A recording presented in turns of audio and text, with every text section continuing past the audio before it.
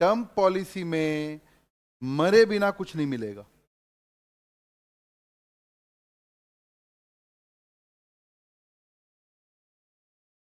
कितना बड़ा डिफरेंस है मालूम है आपको? अगर कोई 10 लाख की पॉलिसी लेता है, जो नॉर्मल इंडियन लोग लेते हैं मनी बैक पॉलिसी, अब तो खैर बहुत अवेयर हो गए, 5 से 10 लाख की पॉलिसी लेता है तो उसका साल का प्रीमियम आएगा 30 से 40 हजार। और अगर टर्म पॉलिसी लेता है तो इतने ही 20 से 25 हजार में ही 1 करोड़ की पॉलिसी मिल जाएगी। तो समझ में आ रही बात? और अगर पॉलिसी होल्डर की एज कम है तो और कम पैसा लगेगा, क्योंकि एज के ऊपर भी वो देखते हैं ना भाई, कितनी जल्दी मरने की उम्मीद है। मतलब उन लोग वैसा देखते हैं।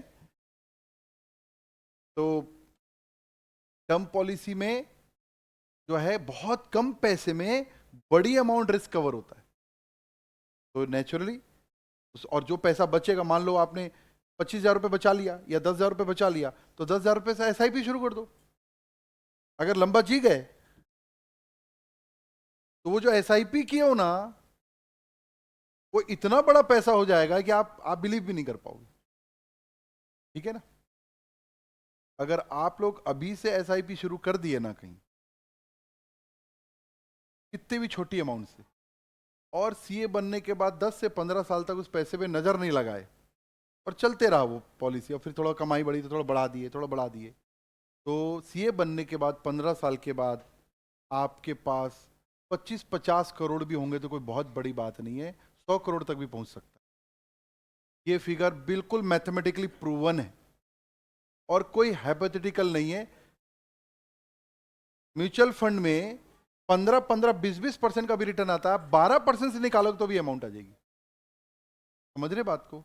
आप लोग तो टाइम वैल्यू ऑफ मनी पढ़ते हो ना, future value of annuity immediate.